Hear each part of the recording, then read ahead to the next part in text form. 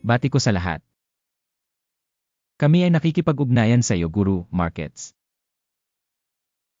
Magsimula tayo sa pangkalahatang impormasyon tungkol sa kumpanya. Kaunti pa ay pag-aralan natin ang bawat parameter ng mas detalyado. Kung gusto mo, maaari mo itong i-pause. Iminumungkahi namin na isaalang-alang namin ang bawat tagapagpahiwatig ng kumpanyang pinag-uusapan ng mas malapit. Ngayon ay susuriin natin ang mga pangunahing tagapagpahiwatig ng kumpanya. Yana Corp ticker AMA. Ang pagsusuri na ito ay batay sa data noong Agosto 29, 2025. Sa pamamagitan ng pag-uri Guru Markets kumpanya Bene Corp na bibilang sa subkategory. Furniture Products, 25 kumpanya ang kasangkot sa paghahambing. Makikita natin ang mga desisyon sa mga order sa dulo ng video. Ang kabuang resulta para sa kumpanyang pinag-aralan ay 6.5 sa 10 puntos. Ang average na resulta para sa subkategory ay 1 puntos.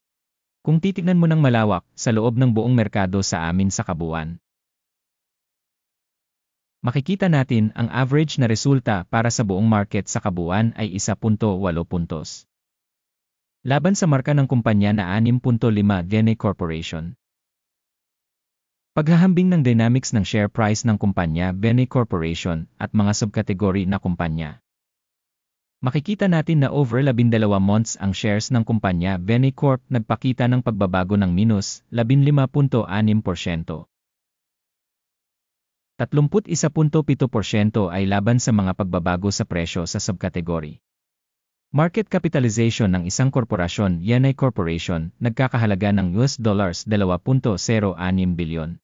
Ang market capitalization ng subkategory ay $32 bilyon. Ang halaga ng libro ng kumpanya ay $0.81 bilyon. At ang capitalization ng subkategory ay $11 bilyong. Paghahambing ng mga bahagi ng market at balance capitalization, makikita natin ang mga sumusunod. Ibahagi Yanai Corporation sa subkategory sa kaso ng market capitalization assessment ay 6.505%. Ang book value ay 7.426%. Pagtatasa ng bahagi ng kumpanya sa merkado at capitalization ng balance ng subkategory, mabuti 1 puntos. Ang mga utang ng organisasyon ay umaabot sa $0.584 bilyon. Ang utang sa halaga ng libro ay kumakatawan sa 72% ng equity ng kumpanya. Pagtatasa ng utang ng kumpanya, passable, 0 puntos. Ang price-to-earnings ratio ng kumpanya ay 14 na. Ang average para sa subkategory ay 49.6. Pagsusuri ng market value to profit ratio kumpara sa mga kumpanya sa subkategory, napakahusay, 2 puntos. Ang tubo sa huling 12 buwan ay $148 milyon.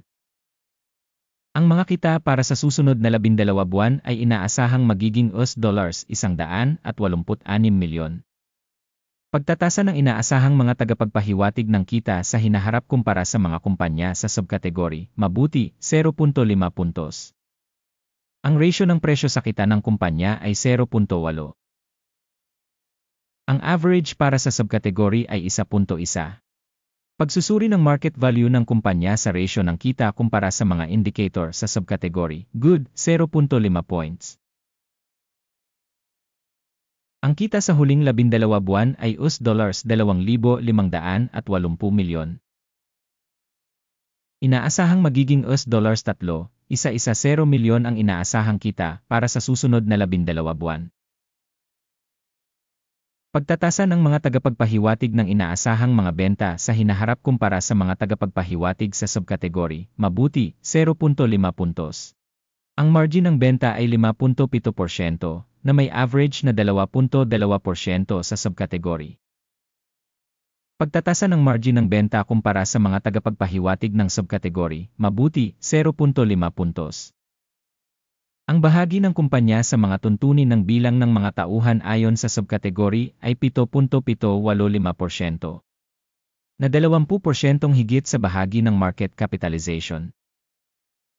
Ang halaga ng market capital bawat empleyado ng organisasyon ay katumbas ng $268,000. Habang para sa subkategory ito ay $321,000. Pagsusuri ng dami ng kapital ng kumpanya bawat empleyado kumpara sa mga tagapagpahiwatig sa subkategory, mabuti, 0.5 puntos. Ang kita ng kumpanya sa bawat empleyado ay $11.2,000 na may average sa subkategory na $6,500. Pagsusuri ng kita sa bawat individual na empleyado ng kumpanya kumpara sa mga tagapagpahiwatig ng mga kumpanya sa subkategory, mabuti, 0.5 puntos. Ang bahagi ng mga benta sa bawat individual na empleyado ng organisasyon ay $335,000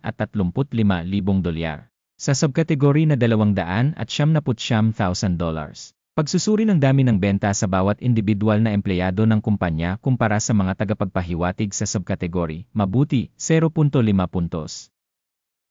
Ang dami ng maikling transaksyon ay 6.5% na may average para sa subkategory na 5.1%. Tagapagpahiwatig 14 na nagpapakita ng antas na 44% para sa kumpanya Bene Corporation. Sa subkategory, ang antas na ito ay 65%. Ang aktual na presyo ng pagbabahagi ng kumpanya ay humigit kumulang $45.01. Ang pagtatantya ng presyo ng pinagkasunduan para sa mga pagbabahagi ng kumpanya ay humigit kumulang $66.74. Tingnan natin ang talahanayan ng order. Ito ay magagamit mo, ang link dito ay nasa nakapin na komento. Ang talahanayan ng order ay naglalaman ng lahat ng mga desisyong ginawa ngayong season ng impormasyon sa pagsusuri ng stock at sistema ng sanggunian. Guru Markets. Libre at bukas ang akses sa talahanayan ng order, link sa nakapin na komento. Batay sa mga resulta ng pagtatasa Bene Corp. Sistema ng impormasyon para sa pagsusuri ng stock Guru Markets, isang desisyon ang ginawa. Magbukas ng buy trade sa $45.02. Bukas ang deal dahil medyo mataas ang rating at price dynamics ng kumpanya. Ang pagtatasa ng kumpanya ay batay sa modelo ng pagtatasa, ang index ng AKIM. Ang take profit ay nakatakda sa 50.70.